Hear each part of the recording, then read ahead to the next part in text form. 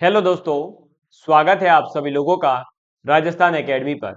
मैं परवीन सिंह आप सभी लोगों के साथ में, जैसा कि आप सभी लोग जानते हैं, लगातार आप लोगों के लिए राजस्थान अध्ययन की जो किताबें हैं उनको लेकर के आ रहा हूं और इन किताबों को अपन लाइन टू लाइन एक्सप्लेनेशन के साथ में पढ़ रहे हैं।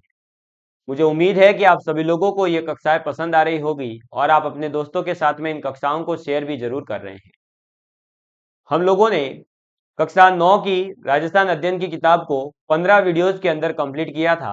उसके बाद में कक्षा 10 की जो राजस्थान अध्ययन की किताबें हैं उनको शुरू किया है, जिसके अंतर्गत हम लोगों ने जो हमारा पहला अध्याय था राजस्थान के प्रमुख राजवंशों के बारे में, जिसके अंदर मेवाड़, मारवाड़, बीकानेर, भाटी राजवंश, भरतपुर का जाट वंश, करौली का यादव वंश, इन सभी के बारे में अपन ने काफी डिटेल के अंदर पढ़ा। जयपुर के कछावा वंश, इन सभी को पढ़ने के बाद में आज हम जो है राजस्थान के प्रमुख लोक संतों के बारे में, लोक देवताओं के बारे में पढ़ने वाले हैं और समझेंगे कि संत क्या होते हैं, लोक देवता क्या होते हैं, राजस्थान के कौन से भाग से कौन से संत आते हैं, कौन से लोक देवता हैं, इन सभी के बारे में। पंच पीरों को लेकर के हर बार एग्जाम के अंदर प्रश्न आता है, तो पंच पीरों में कौन कौन से लोक देवता शामिल हैं और उनको कैसे याद करना है, ये सब अपन जो है पढ़ने वाले हैं। यह है हमारा अध्याय 2। ठीक है, चलिए तो हम शुरू करते हैं आज की कक्षा और बढ़ते हैं आगे की तरफ। तो राजस्थान के प्रमुख संतों के बारे में और लोक देवताओं के बारे में अपन पढ़ेंगे, जिसमें लोक देवता का मतलब क्या होता है। तो बेसिकली 13वीं सदी के आसपास की बात है कि राजस्थान में इस्लाम के प्रवेश और तुर्क आक्रमणों के कारण, इसके इस्लाम के प्रवेश के कारण और तुर्क आक्रमणों के कारण जो है राजस्थान के जनजीवन में एक नवीन परिवर्तन दृष्टिगोचर होता है। इस्लामी संस्कृति के प्रभावों तथा रूढ़िवाद और बाह्य आडंबर से उत्पन्न वातावरण में प्रबुद्ध मनीषियों की चिंतन धारा मंदिरों और मूर्तियों की अपेक्षा ध्यान, मनन एवं नाम स्मरण की दिशा की ओर प्रवाहित होने लगी। तो ऐसा है कि जब राजस्थान के अंदर इस्लाम और तुर्कों के आक्रमण होने लगे, इस्लाम का प्रवेश होने लगा, तो उससे क्या हुआ कि जो आपको भी पता है कि अगर कोई बाहर से यहां पर आया है तो ऑब्वियस सी बात है कि उसकी संस्कृति को, उसके रहन सहन को, उसके खान पान को देख करके और उसे जो है हमारे जीवन पर कुछ न कुछ तो प्रभाव पड़ेगा ही। तो वही प्रभाव हमें यहां देखने को मिलता है। क्या होता है कि इस्लामी संस्कृति के प्रभाव और रूढ़िवाद के कारण बाह्य आडंबर से उत्पन्न होने वाला जो वातावरण में जो प्रबुद्ध मनीषी थे, उनकी चिंतन धारा जो मंदिरों में करते थे या मूर्तियों की अपेक्षा अब वो क्या करने लगे, ज्यादा मनन करने लगे, नाम स्मरण की दिशा की ओर जो है उनका ध्यान अब प्रवाहित होने लगा। इसी कालखंड के अंदर राजस्थान में कुछ ऐसे महान व्यक्तियों ने जन्म लिया है जो क्या करेंगे कि अपने आचरण और अपनी दृढ़ता से समाज को एक नई राह दिखाने का कार्य करेंगे। आपको भी पता है आज के वर्तमान युग में भी कई ऐसे जो है लोग हमें देखने को मिलते हैं, जो लोग क्या करते हैं तो हमें जो है हमारे समाज को जो है एक नई दिशा देते हैं। अब समाज से मेरे दोस्तों, मेरे प्रिय विद्यार्थियों, मेरे साथियों, मैं यहां पर स्पष्ट कर दूं कि समाज से मेरा पर्टिकुलर किसी कास्ट वाइज जो समाज होते हैं उनकी बात नहीं कर रहा हूं। समाज का मतलब है मनुष्य, मानव जाति का पूरे ही, ठीक है, पूरे विश्व के बारे में अपन बात कर रहे हैं। जैसे कई लोगों के बारे में आप पढ़ते होंगे कि वो पर्यावरण को लेकर के बहुत चिंतित होते हैं, तो वो पर्यावरण के लिए कुछ ना कुछ अच्छा करने का कार्य करते हैं। कई लोग होते हैं जो जैसे कि आज खान पान जो है आप लोग देखते हैं, यूरिया, डीएपी वगैरह के यूज करने पर लगातार उनका जो है काम किया जा रहा है, उन्हीं का यूज किया जा रहा है, जल्दी जल्दी खाना बनाया जा रहा है, जल्दी जल्दी फसलें पकाई जा रही है। तो कई लोग जो ऐसे भी हैं जो ऑर्गेनिक फार्मिंग पर आज फोकस कर रहे हैं, है ना। ऐसे ही जैसे doctor APJ Abdul Kalam sir की बात करूं तो उन्हें मिसाइल मैन ऑफ भारत कहा जाता है। क्यों मिसाइल मैन ऑफ इंडिया क्यों कहा जाता है? क्योंकि उन्होंने मिसाइल्स की दुनिया में एक अलग ही छाप छोड़ी है अपनी। ऐसे ही जो पुराने समय में जो व्यक्ति हुए, जो लोग हुए, उन्होंने अपने आचरण के कारण, अपनी दृढ़ता से समाज को जब नई दिशा दिखाई, तो उसे क्या हुआ कि आमजन में इनकी दिखाई राह का न केवल उन्होंने अनुसरण किया, जबकि उन्हें ऐसा लगा कि वो तो ये क्या है, देवता तुल्य लोग हैं। जैसे कि आप रतन टाटा जी की भी बात कर सकते हैं। जब रतन टाटा जी की मृत्यु हुई तो भारत ने क्या कहा कि भारत ने भारत रत्न खोया है, भारत का रत्न खोया है। क्यों? क्योंकि वो बिजनेसमैन ही नहीं थे, उनके इथिक्स, उनके जो कुछ गुण थे, उनकी कुछ विशेषताएं थी ऐसी जो आज के भारत के बिजनेसमैनों के लिए, एंटरप्रेन्योर्स के लिए सीख थी, समझ थी। कई आईएएस आरएएस जो है भ्रष्टाचार में लिप्त होते हैं, कई बार अखबारों में पढ़ते हैं। वहीं पर कई आईएएस आरएएस ऐसे व्यक्ति निकलते हैं जो भारत को एक नई दिशा दिखाते हैं। जैसे कि हमारे विदेश मंत्री जी जयशंकर जी की बात करूं, बहुत ही अलग पर्सनैलिटी है ना। उन्होंने भारत को एक अलग ही दिशा दिखाई है। उन्होंने जो विदेश मंत्री बन करके अलग अलग देश के साथ में संबंध स्थापित किए, अलग ही लेवल पर है। तो इसी प्रकार से कई ऐसे व्यक्ति हुए हैं जो अलग ही एक छाप छोड़कर जाते हैं। जैसे शिक्षा के अंदर देखें तो डॉक्टर सर्वपल्ली राधाकृष्णन जी को देख सकते हैं। तो हो सकता है कि इन जिन व्यक्तियों के मैंने अभी नाम लिए, रतन टाटा है, अपने doctor APJ Abdul Kalam sir है, आपके जो है सर्वपल्ली राधाकृष्णन जी है, या फिर और भी कई लोगों के आप नाम ले सकते हैं, बहुत सारे हैं। अब पर्टिकुलर हर किसी व्यक्ति का एक एक नाम यहाँ लेना इम्पॉसिबल है, ठीक है। बहुत सारे हैं भारत में ऐसे लोग जिन्होंने समाज को एक नई दिशा दी। तो हो सकता है कि आने वाले 50 साल, 60 साल, 70 साल, 80 साल के बाद में हम जो है आज जिस लोक देवताओं के बारे में या जिनके बारे में पढ़ रहे हैं उनके बारे में तो कम पढ़े। अकबर, महाराणा प्रताप और बहुत सारे जो जयपुर के, जोधपुर के, मारवाड़ के, इधर के राजाओं के बारे में, इनका जन्म कब हुआ, कहाँ हुआ, ये पढ़ रहे हैं। हो सकता है 80 साल, 100 साल के बाद में हमारे आने वाली पीढ़ी जो है ये पढ़ रही हो कि doctor APJ Abdul Kalam sir ने ये करा था, डॉक्टर सर्वपल्ली राधाकृष्णन जी ने ये किया था, एक रतन टाटा जी हुआ करते थे भारत के जिन्होंने ये इथिक्स दिए थे, ये बिजनेस में ऐसा किया था। तो चीजें चेंज होगी, सीधी सी बात है। तो उस समय पर जो पढ़ रहा होगा उसे क्या लगेगा, ये एक लोक देवता के तुल्य थे। तो यहां पर उन्हीं को जो है देवता तुल्य मानते हुए लोक देवता और लोक संत का जो है दर्जा प्रदान किया गया है।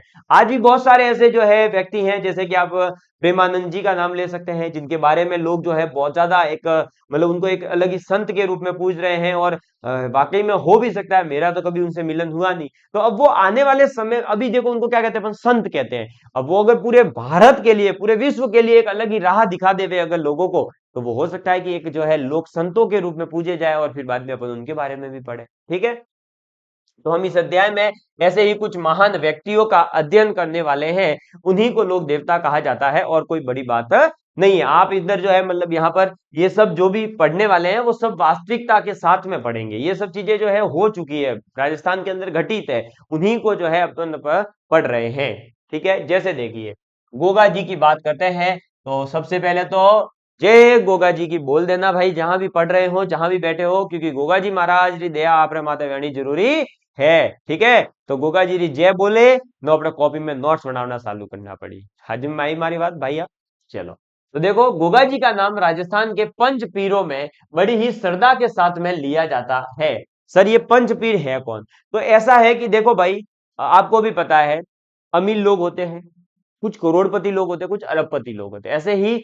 लेकिन फिर भी जो है हर साल टॉप 10 अरबपति कौन है, कौन टॉप 30 फोर्ब्स की सूची में कौन आया, टॉप 40 फोर्ब्स की सूची, ऐसे ही टॉप के जो 5 लोक देवता है, टॉप के 5 लोक देवता, उन्हीं को कहा गया है पंचपीर, और कुछ भी नहीं है। ठीक है। इसको इतना ही समझेंगे तो काम आएगा, क्योंकि कोई नहीं पूछने वाला कि पंचपीर किसे कहते हैं, डेफिनेशन कोई नहीं पूछ रहा। और पंचपीरों की पर्टिकुलर कोई डेफिनेशन ऐसे दे भी नहीं सकते। तो देखिए पंचपीरों में हमारे हैं गोपा मेरा है, और तेरी ये क्या है रे, लिखो भाई, लिख लो, है ना, ये ट्रिक है, इससे आपको ये याद हो जाएंगे, गोपा मेरा है। ठीक है। और किसी को ऐसे याद नहीं हो, गोपा नाम से चिढ़ हो, तो उसे कह देना भाई गोपाल मेरा है। यानी कि गोगा जी, पाबू जी, मेहा जी मांगलिया, रामदेव जी और हडबू जी, कौन कौन, गोगा जी, पाबू जी, मेहा जी मांगलिया, रामदेव जी और हडबू जी, ये 5 जो है पंचपीर है। कौन है? पंचपीर है। और इनका एक दोहा भी है, देखो कि पाबू हरबू राम दे मांगलिया मेहा, पांचू पीर पदार जियो गोगा जी जेहा। तो मतलब ये कह रहे हैं कि पाबू जी, हरबू जी, रामदेव जी, मेहा जी मांगलिया, पांचों पीर पधार जो गोगा जी के साथ में, तो मतलब ये पांचों के पांचों पीर एक साथ पधारना। ठीक है। गोगा जी के पिताजी का नाम था जेवर, माता का नाम था बाचल। ठीक है। इन्हें गोरखनाथ और महमूद गजनवी, किसके, गोरखनाथ और महमूद गजनवी के समकालीन माना जाता है। किसको, गोगा जी को।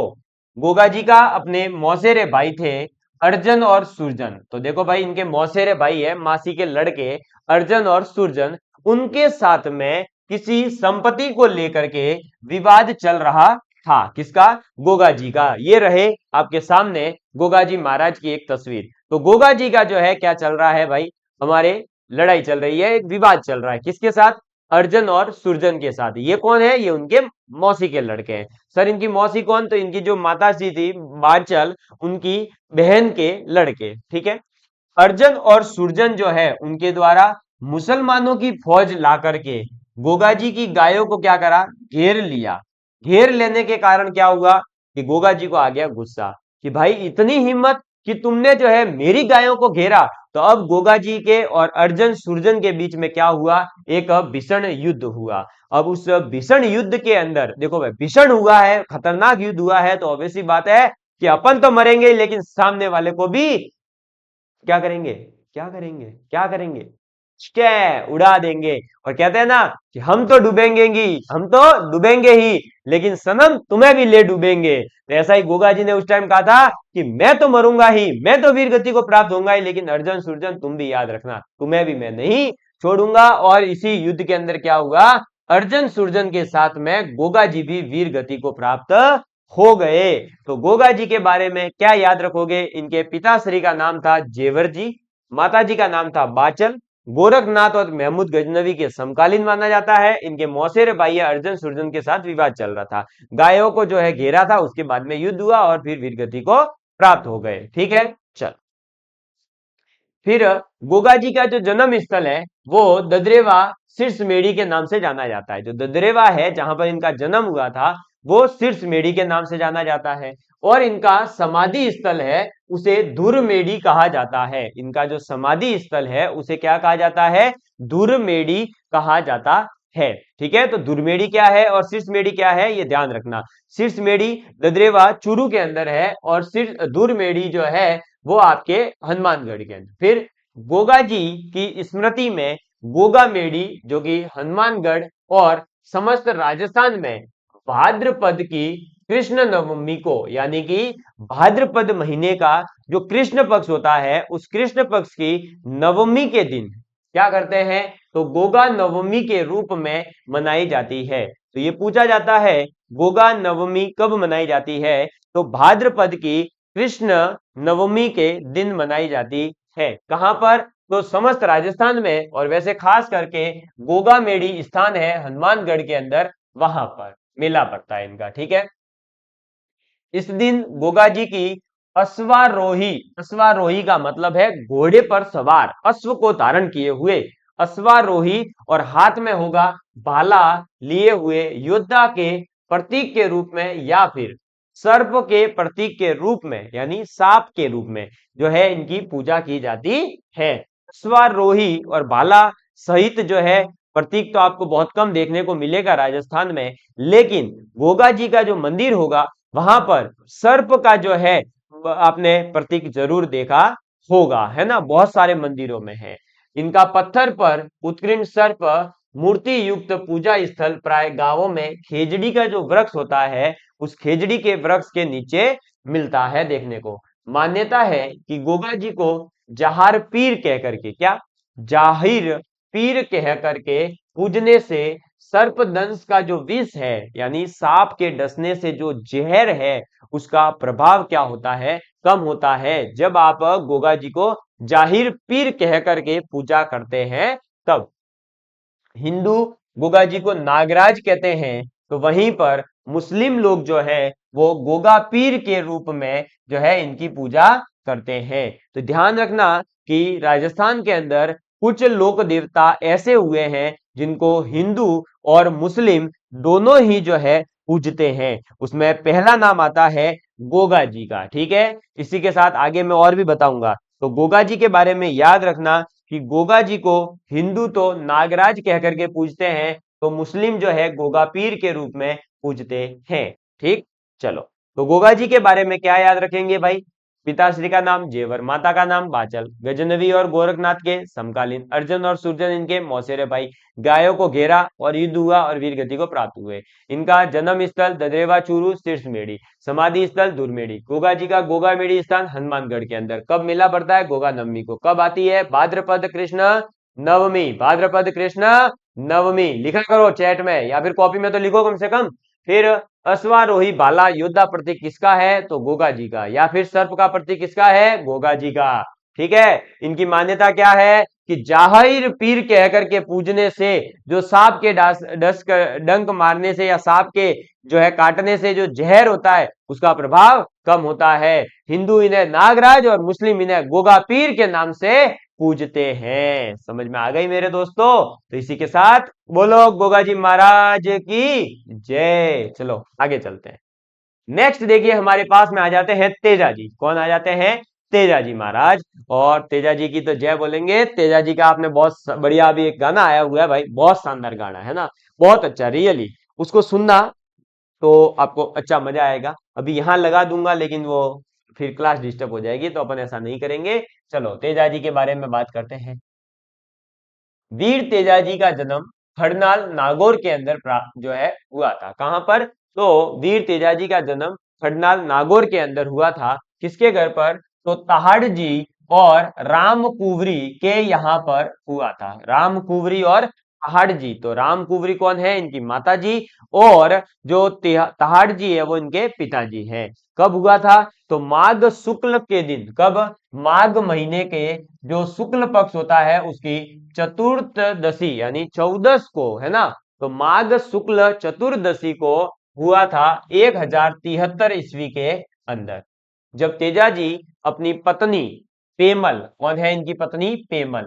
अब बात ऐसी है कि तेजा जी जो है थोड़ा सा भाई ऐसा था कि अपने पत्नी थी पेमल, उसको लेने के लिए ससुराल गए। सर ससुराल जाते क्यों हैं? ऐसा देखो कहानी है, ऐसा है ना, अब अपन ने कहीं पढ़ा नहीं है, देखो यहाँ भी कहीं लिखा हुआ नहीं है, ऑथेंटिक किताबें तो ऐसा कहीं लिखती नहीं है। बाकी कहीं और जगह जो है बहुत सारी डीप में पढ़ेंगे तो वहां आती है कहानियां। कहानी ये थी कि भाई तेजा जी जो है बढ़िया खेत में काम कर रहे थे। इनकी फिर भाभी जो होती है वो इनको पॉइंट मार देती है कि भाई खुद की पत्नी तो बैठी है पियर जा करके, और मेरे पास में जो है खाना वाना बनाने का, ऐसे नहीं बोलने का, और ना मुझे जो है परेशान करने का। खाना है रोटी तो जाके अपनी पत्नी को बोल दो और उनके हाथों से खाओ। मैं मेरे हिसाब से लेकर आऊंगी, लेट लेकर आऊं तो भी खाओ, नहीं खानी है तो मत खाओ, ठंडी खानी है तो खाओ, नहीं खाओ तो मेरे को। इस प्रकार से कुछ ऐसे टॉन्ट मारा होगा। तेजाजी महाराज को आ गया गुस्सा, और गुस्सा आते ही इन्होंने कहा कि ठीक है, तो अब मैं जो है अपनी पत्नी को लेकर ही आऊंगा। और इसलिए फिर वो पहुंच जाते हैं अपने ससुराल। कहां पहुंच जाते हैं? ससुराल। भाई एटीट्यूड तो मेंटेन रहेगा, तो एटीट्यूड के चक्कर में कहां चले गए? जल्दी से तब के तब अपने घोड़े को ले करके निकल पड़े हैं। कहां पर? सासरे। सासरे यानी ससुराल। और इनकी पत्नी का नाम पेमल। अब जैसे ही ससुराल पनेर पहुंचते हैं इनके, देखो भाई पत्नी का नाम है पेमल और ससुराल का नाम है पनेर, तो वहां पनेर पहुंच गए। अब तब उसी दिन मेर जो लोग थे, मेर जाति के लोगों ने क्या करा कि उनके पास में उनकी जो पत्नी थी, उसकी फ्रेंड है, उसकी मित्र कह सकते हैं, कौन थी? तो लाचा गुजरी। उस लाचा गुजरी की क्या करा? गायों को चुरा लिया। अब हमारे महाराज कहां पर जा चुके थे? पनेर। उन्होंने देखा कि लाचा गुजरी की गायों को कौन लेकर गया? मेर। अब ये जो है लाचा गुजरी तब की तब जो है प्रार्थना करने पर आती है, किससे? तो तेजाजी महाराज से, कि भाई मेरी गायों को बचाओ। कौन लेकर गया? तो क्या? मेर लेकर के गए। प्रार्थना सुनते ही गायों को मुक्त कराने का वचन देते हुए तेजाजी जो है निकल पड़ते हैं। और रास्ते में इन्होंने सूरसुरा, कौन सा स्थान है? सूरसुरा। उस सूरसुरा नामक स्थान पर जो है इन्हें एक सर्प मिल जाता है। कौन मिल जाता है? सांप मिल जाता है। अब जो है सांप क्या कहता है? तेजाजी ने सर्प को डसने से रोका। वो क्या डसना चाह रहा था, उन्होंने कहा रुक भाई मत डस। उसने कहा नहीं डसूंगा। इन्होंने फिर इनसे वचन दिया कि देख अभी मैं जा रहा हूं गाय को छुड़वाने, तो मुझे गाय छुड़ाने दे, उसके बाद में जिस भी हालत में मैं होऊंगा उस हालत में तेरे पास में आऊंगा और तू मुझे डस लेना। ऐसा वचन किसको दिया? सांप को इन्होंने वचन दिया और वो जो है वचन देकर के वहां से गायों को मुक्त कराने के बाद में स्वयं आऊंगा, ऐसा वचन देते हुए वो जो है चले जाते हैं। फिर मेरो के साथ में इनका भीषण संघर्ष होता है, किसका? तेजाजी का। और तेजाजी का भीषण संघर्ष होते हुए गायों को तो मुक्त कराने में वो सफलता प्राप्त कर लेते हैं, लेकिन इतने ज्यादा घायल हो जाते हैं कि उनके शरीर पर कोई ऐसा भाग बचता ही नहीं है जहां पर जो है खून नहीं हो। भैया खून नहीं हो, ऐसा होने के बावजूद भी जो है तेजाजी अपने वचन के पक्के थे, तो वचन के लिए वो जो है क्या होते हैं, अपने वचन के अनुसार उस सांप के पास में पहुंच जाते हैं। ठीक है, अब सांप के पास में पहुंचे, सांप ने पूरा शरीर देखा तो बोले भैया पूरा ही तो लाल होकर के आया है रे, है तू तो पूरी होली खेल के आ गया, लाल रंग से है, पूरा खून खून करके आ गया शरीर पे। अब मैं तेरे को कहां डसू, बता भाई। वादा किया है डसूंगी, जो डसूंगा तो जरूर, डसू तो डसू कहां पर ये बता दे, पूरा शरीर तो तेरा खून लाल हो रखा है और मैं जो है कभी भी जो लगा हुआ भाग है वहां पर कभी डसूंगा नहीं, यानी मैं खून को जो है टच नहीं करूंगा। अब इस पे पूरे शरीर पे घाव होने के कारण इन्होंने क्या करा, सर्प को कहा कि ठीक है भाई, मेरी जो जीभ है उस जीभ पर अभी तक खून नहीं है और तू ऐसा कर कि उस जीभ को जो है डंक मार दे, यानी उस जीभ को डस ले। ठीक है, तो जीवा आगे कर दी और सर्प दंश के कारण फिर उनका सुरसुरा जो कि किशनगढ़ अजमेर के अंदर था, वहां पर भाद्रपद की शुक्ल दशमी को, कब?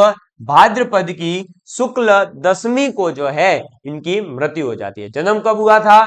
तो जन्म हुआ है माघ महीने के शुक्ल पक्ष के चतुर्दशी को और मृत्यु हुई थी भाद्रपद के शुक्ल दशमी को।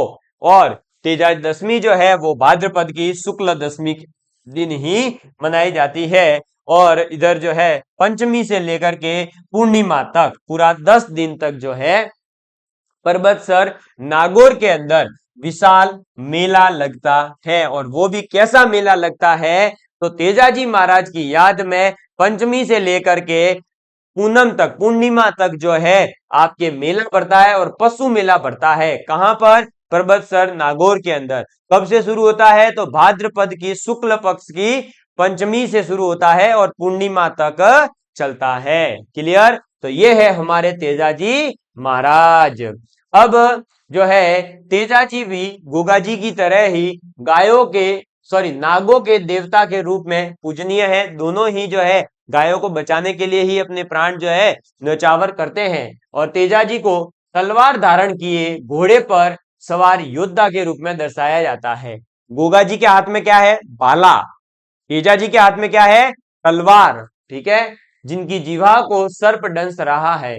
मान्यता है कि यदि सर्प दंशित व्यक्ति के दाएं पैर में तेजाजी के नाम से, कौन से पैर में? दाएं पैर में तेजाजी के नाम से जो है अगर डोरी बांध दी जाए तो उसको विष जो है फिर नहीं चढ़ता है, ऐसा मान्यता है। गोगा जी के अनुसार तो क्या मान्यता है कि जाहिर पीर के नाम से पूजा करो तो जहर नहीं चढ़ेगा। तेजाजी के लिए क्या मान्यता है कि दाएं पैर में जो है उनके तेजाजी के नाम से डोरी बांध दीजिए और जो है फिर आप देखेंगे तो डस जो वंश जो आपका विष है, सॉरी, वो नहीं चढ़ता है।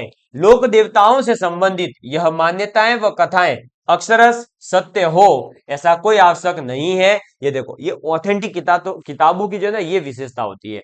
इन्होंने स्पष्ट यहाँ कर दिया कि भाई जो भी ये कहानी वगैरह सुनते हैं, क्योंकि कई बार ऐसा होता है कि सच में ऐसा सोच ले कि तेजाजी के नाम से जो है अपन डोरी बांध लेते हैं, अपने तो जहर नहीं चढ़ेगा। भाई हो सकता है कि ये जो कहानियां लिखी है, अब डोरी बांधने का मतलब है कि हो सकता है डोरी को जो टाइट बांधा हो, तो वो तो आज भी इलाज है। आपको पता ही होगा कि जहां पर जो है विष मतलब डंक मारा है सांप ने, जो कट किया है, काटा है, वहां थोड़ा सा आप जो है उस भाग को ऐसे कट कर दीजिए थोड़ा सा, है ना, और उससे थोड़ा सा ऊपर रस्सी बांध दीजिए, टाइट जो है कपड़ा बांध दीजिए, तो आपका ब्लड नहीं ऊपर जाएगा, तो ब्लड ऊपर नहीं जाएगा तो विष ऊपर नहीं चढ़ पाएगा। सीधी सी बात है, नसें ब्लॉक हो जाती है उस केस में। तो अब इसके अकॉर्डिंग जो है ऐसा उस टाइम पे किसी ने तेजाजी के नाम से किया होगा, तो फिर अब लोगों में मान्यता बन गई कि तेजाजी के नाम से डोरी बांधने से होता है। पर ऐसा तो नहीं है ना कि डोरी भाई टाइट बांधनी पड़ेगी। आपने डोरी खाली ढीली ढाली बांध दी तो जहर तो चढ़ रहा है, क्योंकि ब्लड जो है वो तो ऊपर आ रहा है तो फिर आप गड़बड़ हो जाएगी, फिर आप कहोगे तेजाजी महाराज की वजह से हुआ या प्रवीण सर ने पढ़ाया था इसलिए हुआ। नहीं भाई, प्रवीण सर ने बिल्कुल नहीं कहा है कि ऐसा हो सकता है। ये जो है हो सकता है कि अक्षरश कथाएं हैं, ऐसा है ना, तो हो सकती है कि आवश्यक रूप से जरूरी थोड़ी है कि सत्य हो। कई बार जो है ये इस पॉइंट ऑफ व्यू से, जैसे मैंने आपको साइंटिफिक वे में समझाया, उसी चीज को जो है हो सकता है कुछ लोग नहीं मानते हो तो उनको तेजाजी के नाम से बता दिया हो कि भाई ऐसा कर लो। समझाई बात ऐसे? तो ये थोड़ा सा ध्यान रखना। इनका मूल उद्देश्य इन कथाओं से जुड़ी शिक्षा और यथा निर्बल की रक्षा और वचन का पालन करना आदि जो है ये पहुंचाने का जरिया। हमारा यहाँ कहने का इस चैप्टर को आपको ये क्यों पढ़ाया जाता है? इसलिए पढ़ाया जा रहा है कि आपको बताया जा रहा है कि वचन के इतने पक्के बनो कि देखो वो चाहते तो वहां से जा भी सकते थे तेजाजी वापस, या तो अपने ससुराल चले जाते या अपने घर चले जाते, नहीं गए। वो घायल अवस्था में भी वचन दिया हुआ था इसलिए सांप के पास पहुंचे। उन्हें पता था पूरा शरीर मेरा खून से लथपथ है और सांप मुझे कट नहीं कर पाएगा कहीं भी, तो उन्होंने अपनी जीभ निकाल कर दी। वरना अगर वो जो है मुंह नहीं खोलते, सपोज करिए तो मुंह नहीं खोलते तो कहां पर कट करता बताओ? आप खुद ही सोच लीजिए कहां कट करता सांप। अरे अरे, एक सेकंड एक सेकंड एक सेकंड, गड़बड़ हो गई गड़बड़ हो गई। ओके ओके, ठीक है। तो सब कहां पर कट करता? तो ये यहां समझाने का मतलब ये है। ऐसे ही लाचा गुजरी जो है वो निर्बल है, उसके पास में इतनी ताकत नहीं है कि मेरों से झगड़ा कर सके, वो उनसे जीत सके, इसीलिए तो उन्होंने तेजाजी को भेजा। तो तेजाजी यहाँ ये बताना चाह रहे हैं कि भाई निर्बल की सहायता करो। आज भी लोग आपको पता ही होगा कहते ही है कि गरीब की सहायता करनी चाहिए। अगर अपना छोटा भाई बड़ी भाई कोई ऐसा है जो निशक्त है, जो है थोड़ा सा कमजोर है, तो उसे साथ में हाथ बढ़ाना है और हाथ पकड़कर उसे आगे बढ़ाने की कोशिश करनी है। ये नहीं कि उसकी टांग खींच के उसको पीछे लेकर के आना है। आज के युग के अंदर यही हो रहा है, एक दूसरे की टांगे खींच रहे हैं। अरे ये नहीं पता है कि तुम उसकी टांग खींचोगे तो तुम तो उससे पीछे ही रहोगे, टांग खींच खींच के तुम भी तो पीछे जाओगे। तुम टांग खींच के कौन सा आगे चले जाओगे? नहीं जा सकते। लेकिन उसका हाथ पकड़िए और उसे कहिए कि चल मेरे साथ आगे बढ़, तो वो भी आगे बढ़ेगा और आप भी आगे बढ़ेंगे। हमेशा ये ध्यान रखना कि अगर आप किसी के ऊपर कीचड़ उछाल रहे हो तो आपके दोनों हाथ पहले कीचड़ में होते हैं, फिर आप उसके ऊपर उछालोगे ना, पहले तो हाथ अपने कीचड़ में डालोगे। समझ में आई बात? और चींटे जब दूसरे पे उछलेंगे तो वो आपके ऊपर भी आते हैं। ये ध्यान रखें। इन चीजों को समझाने का प्रयास किया जाता है इन लोक देवता, लोक संतों, लोक देवियों के जो है माध्यम से। समझ में आई दोस्तों? तो चलिए अब मिलेंगे अपन गोगा जी और तेजा जी के बाद में अगले पंचपीरों में पाबू जी, मेहा जी मांगलिया और हड़बू जी के बारे में अपन पढ़ेंगे। तो अब तब तक के लिए bye bye, love you all of you, please take care and please share with your friends. जय हिंद, जय भारत।